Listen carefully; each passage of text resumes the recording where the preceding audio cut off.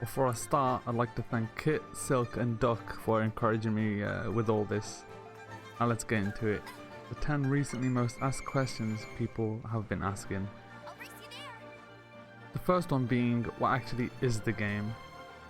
Really simply put, it's an RPG open world game with gacha elements. If you don't know what gacha means, it's basically like a loot box system. But it is a free to play game, so give it a try because you don't need to spend money if you don't want to. Number 2. What is re-rolling and can you get banned? Re-rolling is when you basically start the game again on a new account to try to get the character you want, which is normally like a 5-star, which has the lowest drop rate, when using the free rolling currency given to you at the start of the game. And you do this again and again and again and again until you're happy with a pool that you get. The likelihood of getting banned, I say, is pretty small, with all the things that we've heard and seen recently about the re-rolling and bans.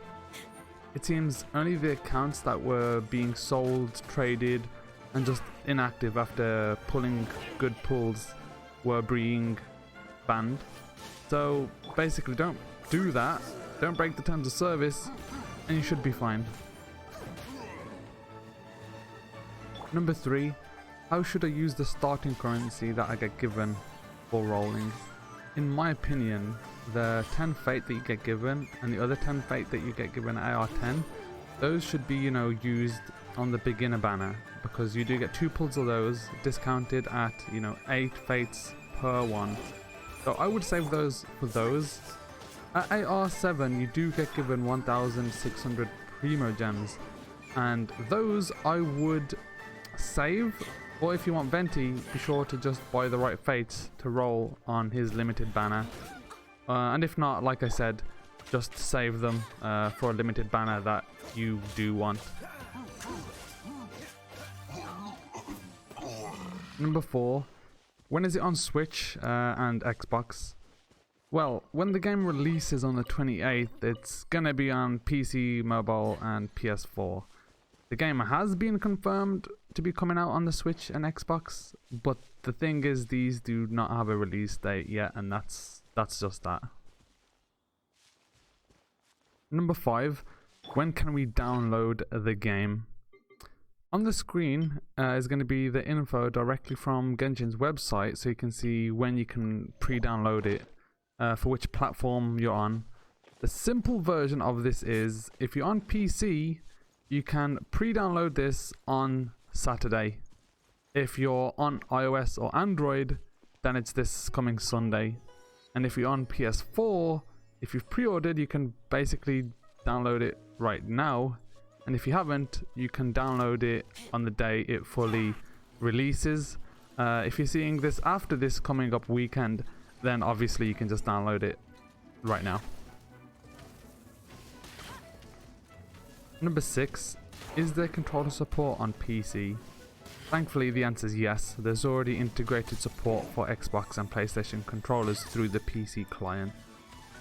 Number 7, can my phone/PC run this game? To check if your phone can, on the screen I'll put a graphic that shows a variety of specs of phones. Feel free to pause it, have a look, compare your phone to it and see what level you'll be able to run the game on. I did find this on the Genshin subreddit, by the way, so if you're not a part of that, be sure to head over there and join. But for PCs, in the description below, I'm going to put a link to a website that lets you know if your PC can run any game. Just search for Genshin Impact in the search bar and it'll let you know if your PC can run it, and it'll give you extra information also. Number 8, how do servers/saves work? When you log in for the first time on PC or mobile, it'll ask you what server region you want to be in, and all the progression will stick to that server.